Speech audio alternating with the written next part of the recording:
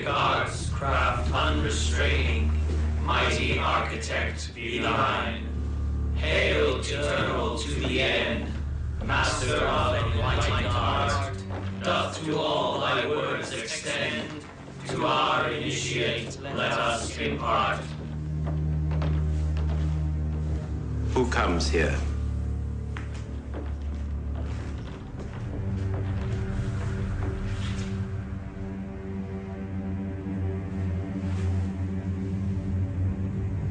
Mr. Bernard, who has long been in darkness and now seeks to be brought to light.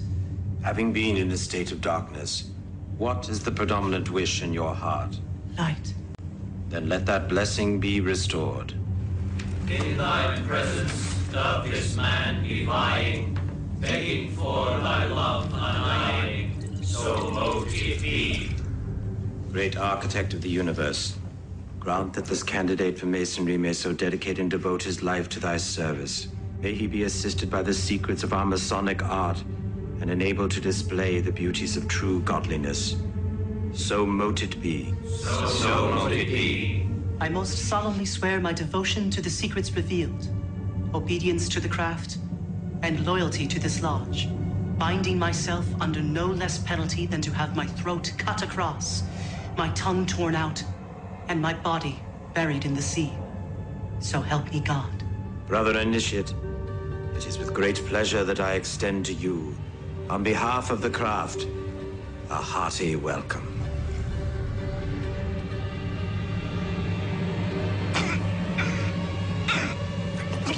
Bernard? Is Brother Junior Stewart here? Bloody hell, he stopped breathing. He's dead. Brother Senior Steward? Yes, sir. Send for Detective Μέρντοχ. Tell him there's a crime scene in King Solomon's Temple.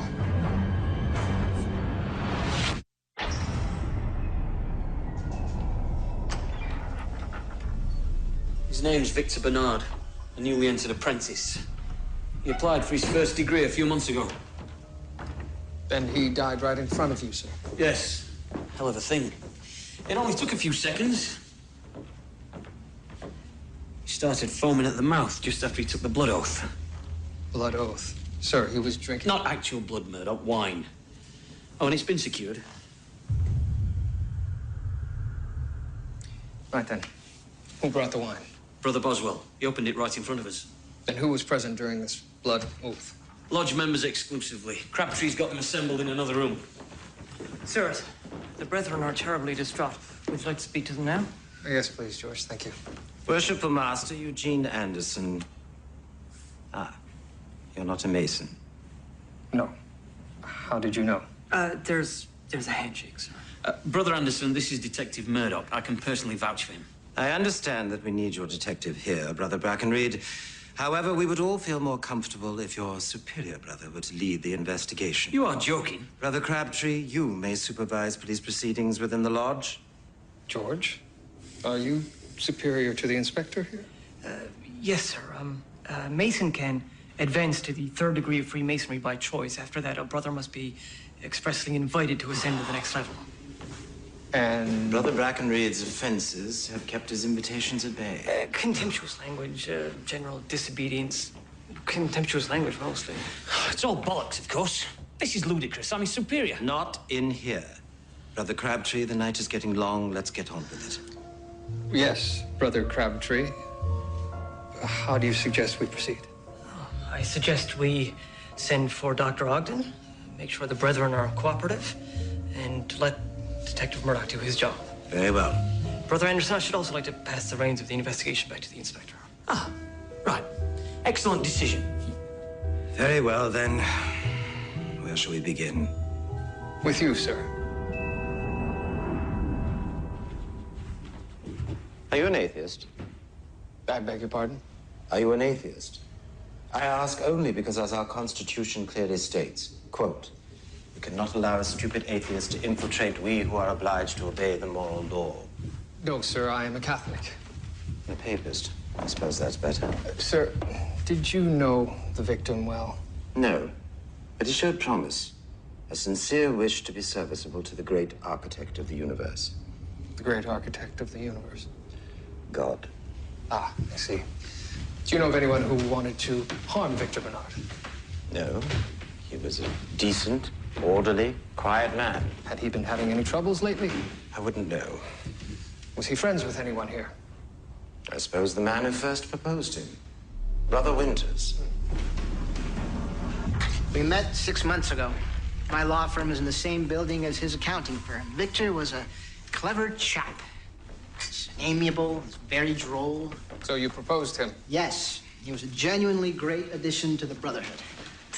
Though I admit I had ulterior motives in sponsoring him. Oh, such as? Victor was a brilliant accountant. But please don't share this with anyone, but I'd asked him to take a look at the lodge's accounts. But doesn't the lodge have its own treasurer? Yes, Elias Boswell. But let's just say that when he drinks, he tends to brag about things he cannot afford on a banker's salary. You suspected him of skimming funds? Yes. I thought Victor could discreetly examine the books, do a sort of internal audit. Did he find anything? I don't know. He wasn't finished. I see.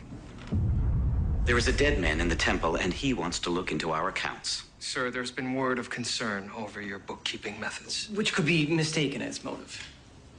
The accounts book is kept in a secret, sacred place, a place it cannot leave.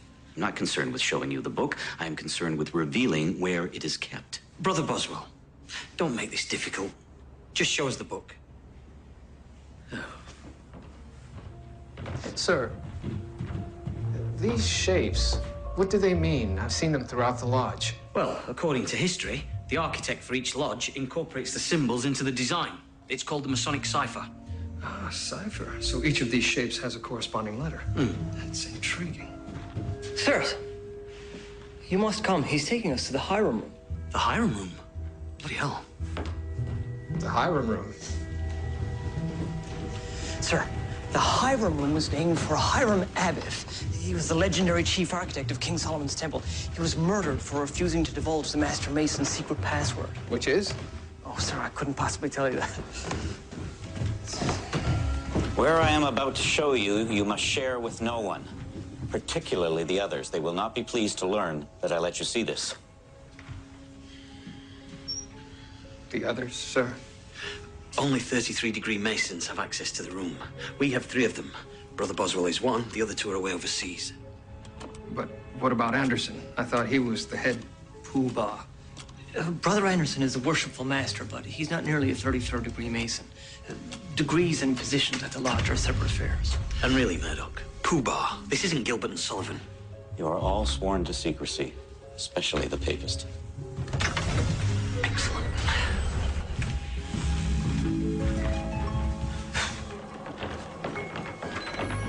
Oh, my.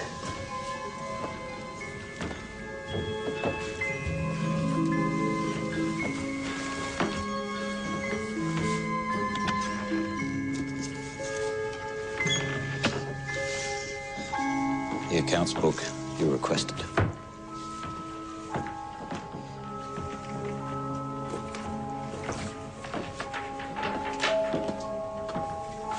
An original page of sheet music from the Magic Flute. Mozart was extremely enlightened and a good friend of the man who founded the Illuminati.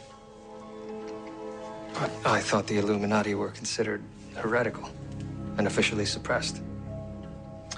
Yes, of course they were.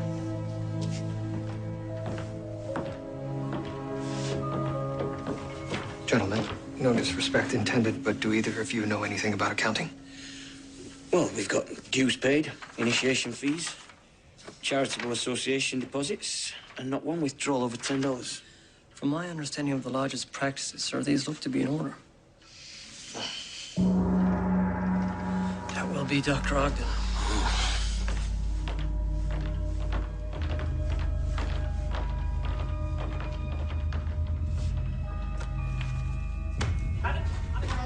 Brother Anderson, open that bloody door. Absolutely not. There's a woman out there. It's Dr. Ogden. She must come in. This is outrageous. We have accepted your papist as a visitor. But to ask us to allow this woman to set foot in Excuse the me, right brothers. room, Let her in. it's too much. Sir, a coroner must tend to the body, and Dr. Ogden is second to none. At the very least, she should swear an oath of secrecy. think my Hippocratic oath trumps yours. Cheeky thing, isn't she? Yes, that she is. But she's hardly a thing, sir.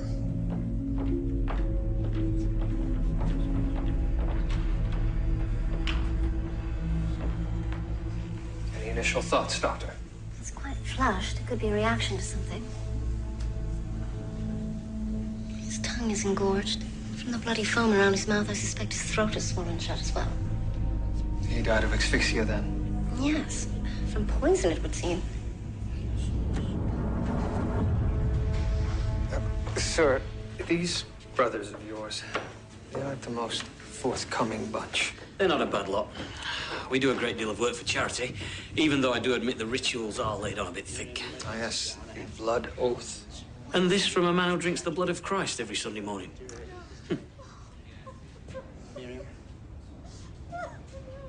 Sir, we interviewed all of the Masons that were present here this evening, and none of you seemed to know the victim very well.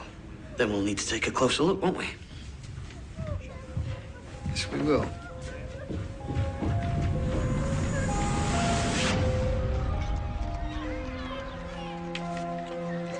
Sir, I spoke to a few of Victor's fellow boarders. And what did you learn, George? Well, apparently he moved in about 8 months ago, buried himself in his work, pretty much kept to himself. By all accounts, he was a quiet, orderly, very amiable man. Any friends, family? None that were mentioned, but I have Higgins looking into that. One interesting thing, sir. Mr. Bernard let on recently that he thought he was being followed by a mystery man of sorts. That would explain the window. It's been nailed shut. Had any of the neighbors seen this mystery man? No, sir. Do you think he could be our killer? Possibly. Sir, how many pairs of shoes do you own? 2. Myself as well. These were made in Italy. The craftsmanship is sublime. George, do you recognize any of the men in this photograph? Oh, friends from his hometown? Wherever that is. Have you seen anything that would accommodate this key, George? I haven't, sir. I hope the inspector's having better luck with Mr. Bernard's employer. I'm afraid not. Victor Bernard joined Ashton Associates Accounting Company about 7 months ago. Apparently a first-rate accountant with a real flair for numbers. And let me guess, he was described as quiet, orderly, and amiable. Yes, almost to the letter. Sirs, I've just been down to the city registry office. There's no record of Mr. Bernard beyond 8 months ago. Well, he didn't just appear out of thin air, did he? Sirs, Dr. Ogden has requested an immediate audience with all of you. Do you have something for us, Doctor? Yes, as I first suspected, Victor Bernard died of some sort of toxicity. He was poisoned. Other than the wine, the stomach was empty, so no poison was ingested prior to the initiation. And there was no indication of puncture wounds or of inhalation of gas. As fascinating as this is, Doctor, did you really need to drag us all down here? Yes, I think I did. There's one more very important fact you're going to need to know.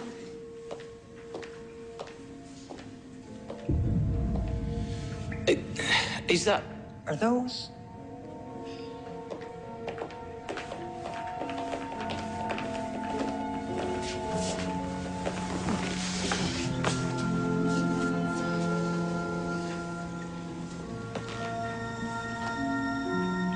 You mean to tell me that... Gentlemen, Victor Bernard was a woman.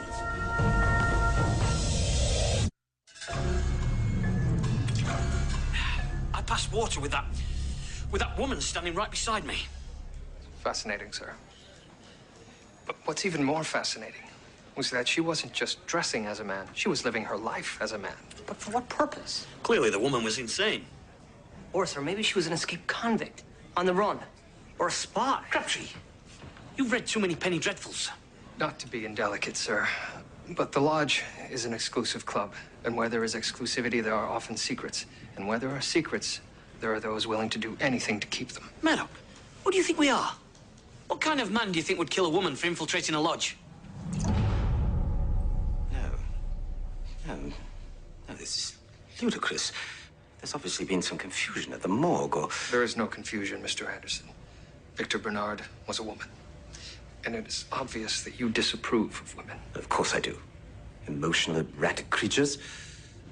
But to know we were duped by one is cause for humiliation, not anger. Right then, what would have happened had a woman been discovered in the lodge? She would have been dismissed quietly and discreetly. And if anyone knew this secret, it would have been someone who knew him well. Or rather, her.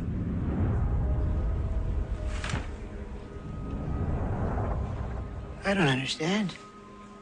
I saw Victor several times a week. He dined regularly at our house.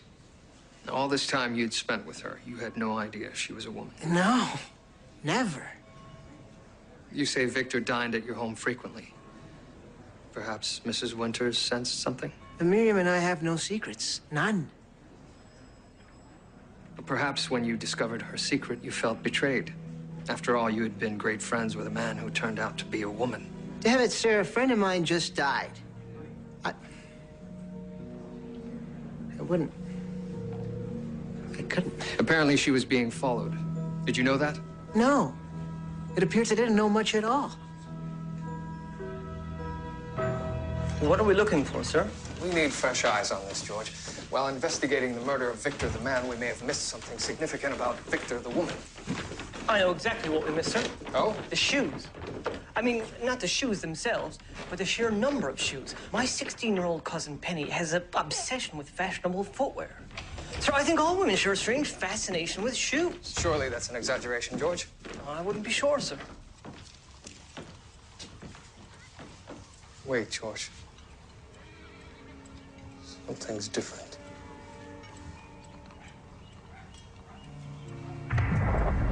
There. The picture of Victor and her friends. It's gone. The man with the cane. George, we may have just passed our killer in the stairwell.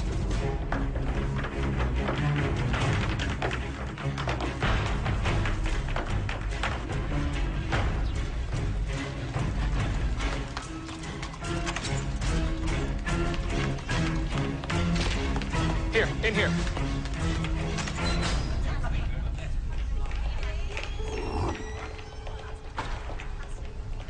Carry on down the corridor, George. I'll check out these rooms. Sir.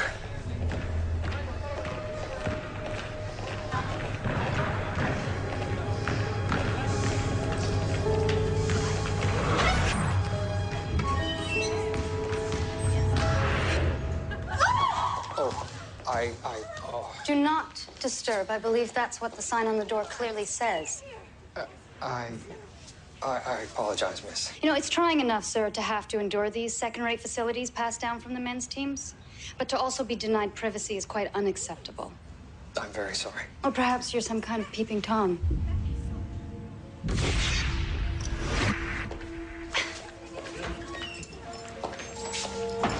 Sir, there's no sign of, eye. Excuse me. George, come here. Just give us a moment. Ah, Victor Bernard's locker, no doubt. Yes. Masonic cipher. Why would she record that? Sir, this list of charities. Our lodge has raised money for each and every one of these. Sir, I think this is the audit that Brother Winters was speaking of. Yes, it would seem Victor, or whoever she was comparing lodge accounts against those of the actual charities. George, we have to get Higgins to find out everything we can about the treasurer, Mr. Boswell, sir. Excuse me. That is private property. Yes, the property of a dead woman, I'm afraid. Her name is Grace Reed. You know she died in a Masonic lodge, dressed in men's clothing. Yes, that's strange. And aside from playing on this women's basketball team, it appears she'd been living out her life as a man. Really? She was also deathly afraid of someone. We followed that person to this location. Do any of you know who he is? No, sir. You played basketball with her, yet you knew nothing about her. Sorry, Detective, but outside of these walls, none of us knew anything about her.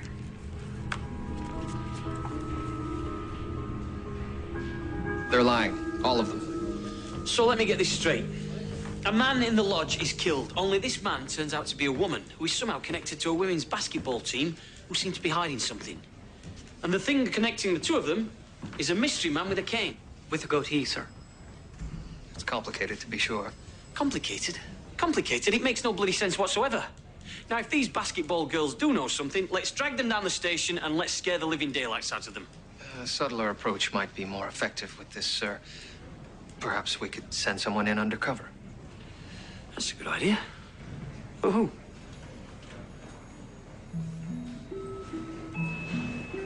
Oh, no. I'm not wearing a dress. Not again, anyway. Good evening, gentlemen. Detective, this is all the equipment you should need for testing toxins in the wine. Julia, have you ever played basketball? As a matter of fact, I have.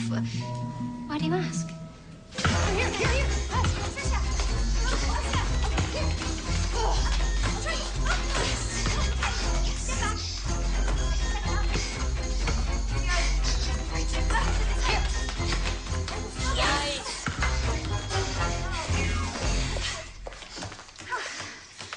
You're very good, Miss Ogden. I tell you, when you grow up playing with country club boys, you learn a thing or two. Lucky for us, you dropped in. Back to it. Here.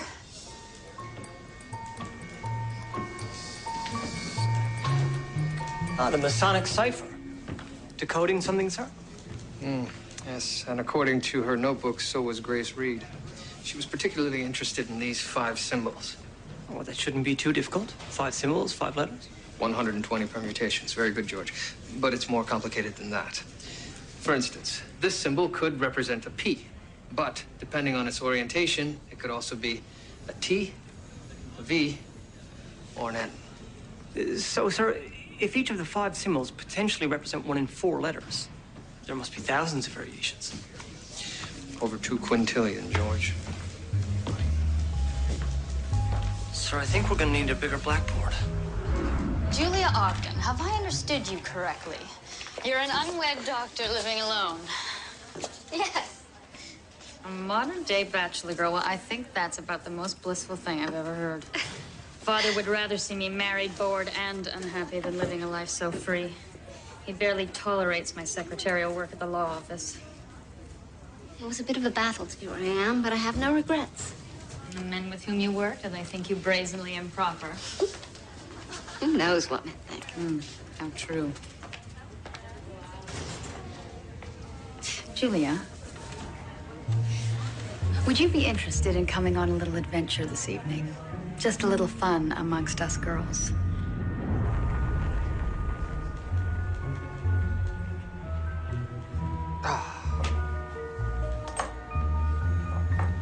Not having much luck, sir? No, I've tested this wine for every toxin I can think of, and nothing. Are you coming along with the bottle and cork? Equally bad luck, sir. If anybody's interfered with either of these, I can't see how. Yet Grace Reed was poisoned. But how? And with what? Sir? Dr. Ogden just sent this by messenger. We're to meet her at the Albany Club on Colburn Street. Sir, this is a gentleman's club. Are you sure Dr. Ogden meant the Albany? That's what Higgins wrote down. Guests of Dr. Ogden's.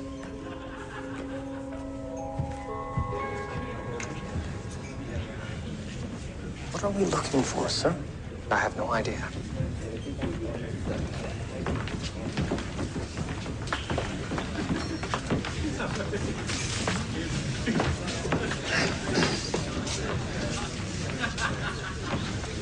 Have either of you a light?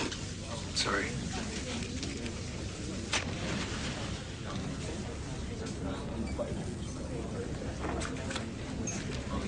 Thank you. Not at all.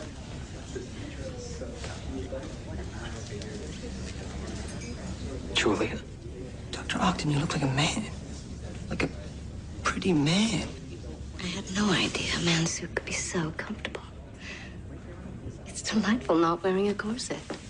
Julia, what on earth are you doing? You wanted me to find out what the basketball team was hiding. And?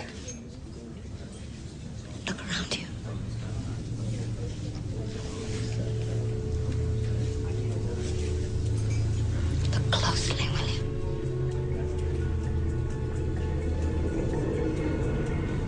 you recognize any of the men in this photograph?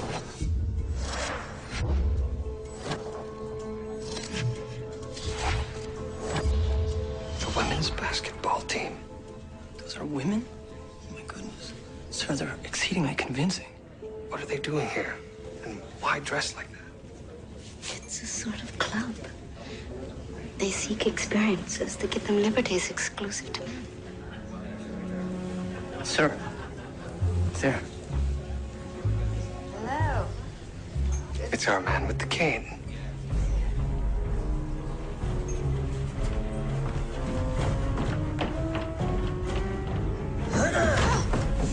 That's enough.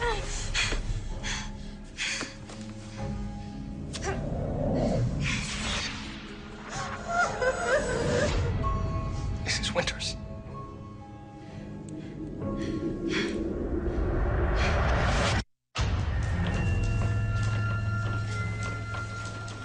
Mrs. Winters, if you'll follow me, please. Where are you taking her?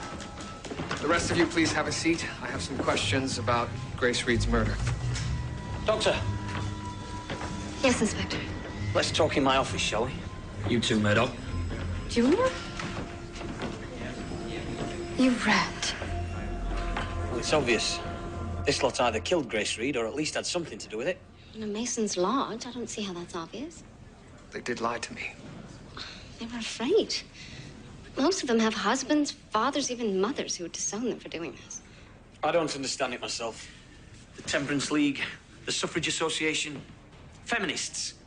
And now this. Wearing suits as if dressing like a man will make them one.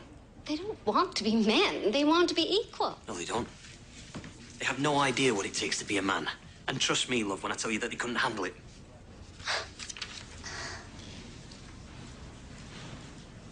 Have you anything to say, William? Yes. I believe these women are our best key to finding out how and why Grace Reed died. We need to speak with them. Right. Let's get on with it.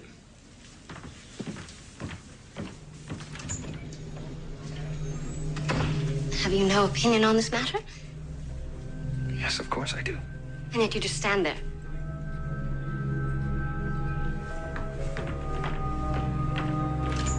Am I in trouble? Mrs. Winters, I need to know why you were following Grace. I wasn't. I saw you in her boarding house.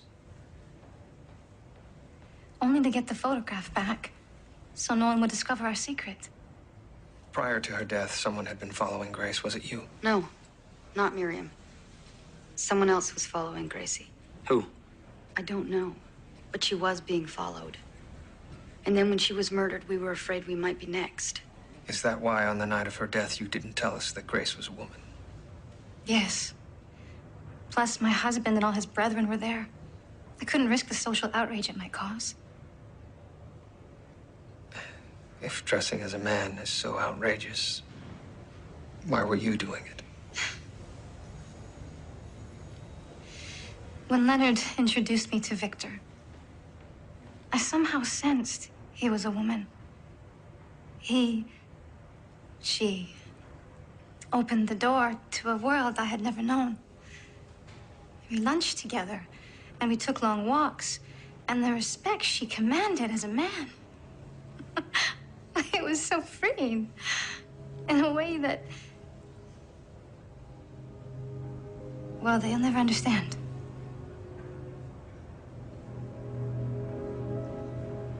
Were you also planning to live your life out as a man? Goodness, no. Victor was the only one so serious about it. Gracie didn't care about marriage or family life so much as she wanted to have a career. But nobody will hire a female accountant, so she interviewed for the position as a man. And then she got the job. Yes. And it was so exhilarating being independent. But then, several weeks ago, she began to feel like she was being watched. I mean, at first we thought she was being paranoid. Why did you change your mind?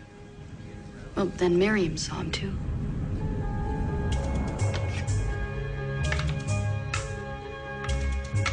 Victor and I were lunching on King Street when she pointed him out. Had you seen him before? No, but I clearly remember his face because it was right before her attack. What attack? Oh, it was awful. Victor took the tiniest bite of my dessert, and before I knew it was happening, her face grew red. She lost her breath for a few moments. Could the man have put something in the dessert? I don't see how. He arrived after us, and the bite she took was from my plate. There. That's the man I saw. I demand to see my wife. Miriam! Leonard. Detective, may I? Mrs. Winters, just one more question. Your dessert, the one that Grace tasted, what was it? It was vanilla ice cream croquettes. Rolled in crushed peanuts and macaroons, I believe. I see. Thank you.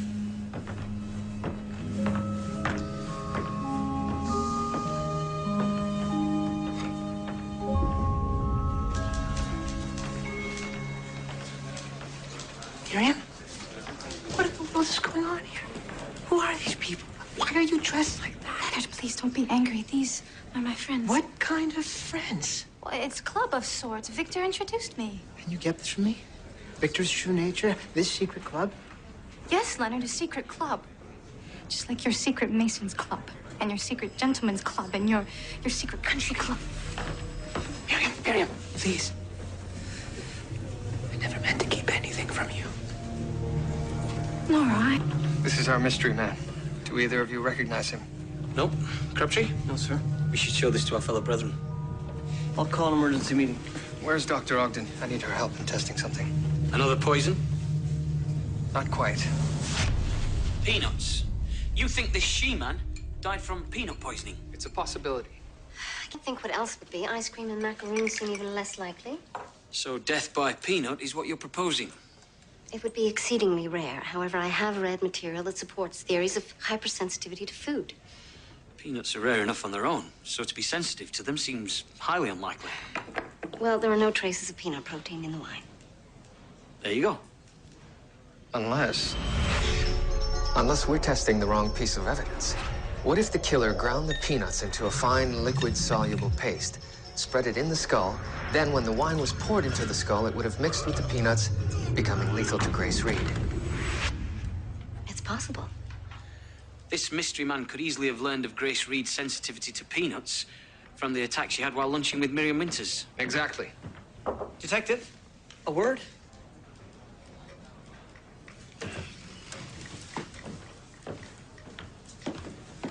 What is it, George? Sir, I had Higgins look into Elias Boswell. He has not one, but 3 bank accounts. He also has a safety deposit box, which he accessed after almost every Masonic charity event. So he was skimming funds from the lodge. Yeah, and not just for himself. He has a woman of loose character that he keeps on the side, pays for her apartment. Detective. Oh, and sir, your copies. Thank you, George. Good work. There is peanut residue in the skull. Gentlemen, this is your murder weapon. A murder weapon that was kept exclusively at the lodge. So now we have a Mason who had access to the skull and a killer who knew of Grace Reed's sensitivity to peanuts. Let's hope someone recognizes him. I've never seen him. Nor I. Please, look closely, brothers. This could be Victor Bernard's killer. Is that? Yes, it is. And if I remember the layout of the second floor correctly, that's coming from the Hiram room.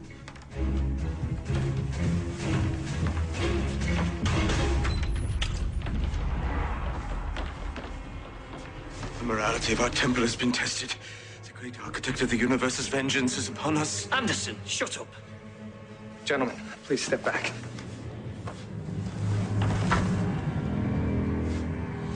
Isn't that the man that was following Grace Reed? Yes, sir, I believe it is. So that's our killer. It seems so.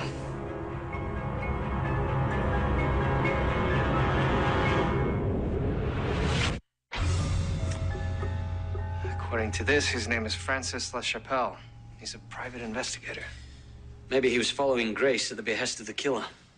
Possibly. George, find his office. Go through it with a fine-tooth comb. Sir. Constable. Charming to be back here again. Doctor, we found the mace beside the body. I assume it to be the murder weapon. That would be consistent with the blunt force trauma to the back of the head. There's minimal blood spatter. It appears it only took 1 blow to kill him. religious order, this temple certainly has its share of problems. It's not a religion, Doctor. A set of beliefs embraced with ardor and devotion? Actually, sir, by definition, it is. Murdoch, don't be such a smart-ass. Sir. Sir, the door was locked before we came in, was it not? I know what you're thinking. Only one man had access to the room. The man who let us in. Grace Reed was onto you, wasn't she? She was sniffing around, asking questions she shouldn't have, but she didn't find anything. The accounting book is kept in the Hiram room, as always. This Victor, this Grace woman, never saw it. Apparently she did. And you knew that. So you put LaChapelle in the case, and the two of you killed her in the lodge. I've never heard of this LaChapelle. LaChapelle was the only one who knew about your involvement in the murder. So you got rid of him too. Listen to me. I'll admit that I've been skimming funds from the charity fundraiser. But someone else killed that man in the Hiram room. How did they get inside? You were the only member present with access to that room. That's what we tell everyone, but anyone can get in if they know where to look. Brother Brackenreid, I swear it. I swear it on the name of the great architect of the universe. Great architect of the universe.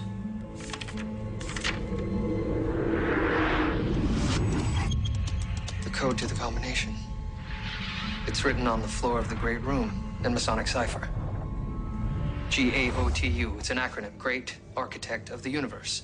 Grace Reed broke the code, and the code is the key to the combination. Yes. Not much of a secret code, if you ask me. So if Grace Reed figured out how to get into the room, anybody could have. Including Anderson. Perhaps he suspected she was a woman, had LaChapelle confirm it, then killed her. And then what? Kill LaChapelle for blackmail? Murdoch, we're going around in circles. Ah, very good, George. Is this everything from LaChapelle's office? Yes, sir. Someone had definitely been there, sir. His filing cabinet had been rifled through. So if there was anything indicating LaChapelle had been investigating Victor... It was likely stolen. However, sir, these slides, I found those buried deep in another cabinet.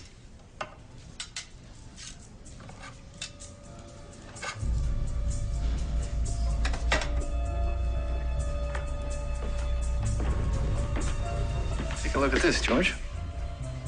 Sir, it looks like Victor, and he, or she, is sitting with someone. Let's find out who, shall we?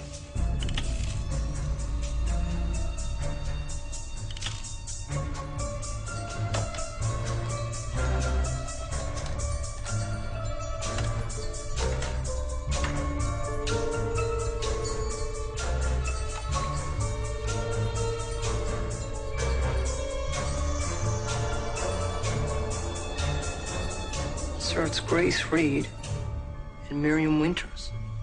No, George. It's Victor and Miriam. And I believe I know who murdered Grace Reed. Now all we have to do is trap the killer. What exactly do you mean, Brother Crabbtree, when you say you want to break into the Hiram room? Well, it's embarrassing, really, but the room had been locked before a key piece of evidence was collected. Brother Boswell is keeping the combination close to his chest. What key piece of evidence? The murder weapon. Can you not force Boswell's hand? It would be blasphemous to smash one's way into any room at the lodge, never mind the Hiram room. When are you planning this? Sometime tomorrow. I can see the constabulary's dilemma. I don't like this one little bit. Brother Anderson, it would help us catch a killer. Fine. Permission granted if you must.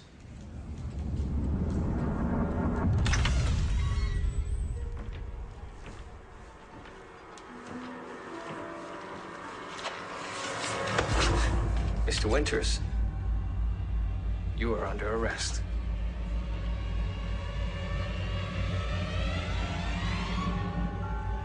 How did you know? This photograph gave it away. Anyone looking at this picture would think these two were lovers. You did, didn't you? Yes. Miriam and I were closer than any two people could be.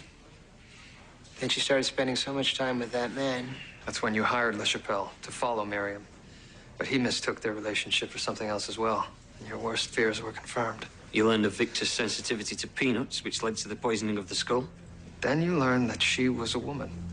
Yes. LaChapelle suspected you of killing Victor, so he killed him as well. So sorry. But why kill LaChapelle in the lodge? He was blackmailing me. I didn't have the money, but the lodge did. In the Hiram room. How very ironic, sir. Since this all began with your concerns over lodge finances. I could do without the irony. Leonard Winters, where is he? Leonard?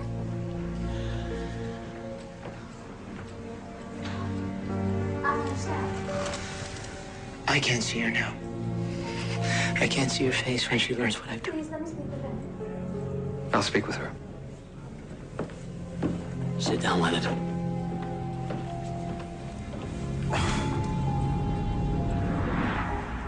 Leonard believed that Victor and I were intimately involved. He had no idea at the time that Victor was a woman. I never should have kept that secret. Then he never should have doubted me. Unfortunately, his jealousy overcame him. So because of jealousy, I've lost both the love of my life and my best friend. I'm terribly sorry. Leonard once told me that the biggest difference between men and women was that men can keep a cool head. Women cannot. What do you make of that? I guess he was wrong.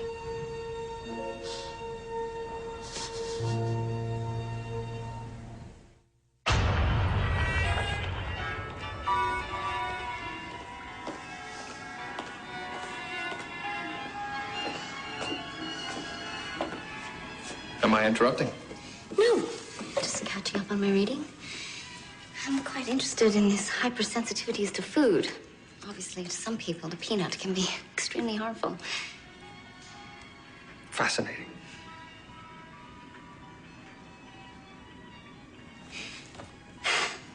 Is this something you need? Yes. I made you angry earlier. Yes. I don't know why. The inspector was being archaic and thick-headed, and you just stood there. Julia, that was your argument. And for me to jump in as though you aren't strong enough to handle yourself in the situation somewhat defeats that argument. Well, I only wanted your support. And you haven't. Completely. But I will not rescue you, Julia. Because from everything I know about you, you don't need it.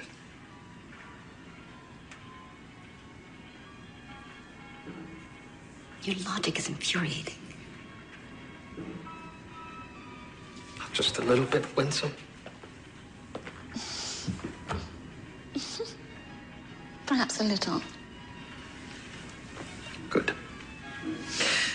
Now, would you like to tell me more about these food sensitivities? Yes. But first, I want you to kiss me like a man.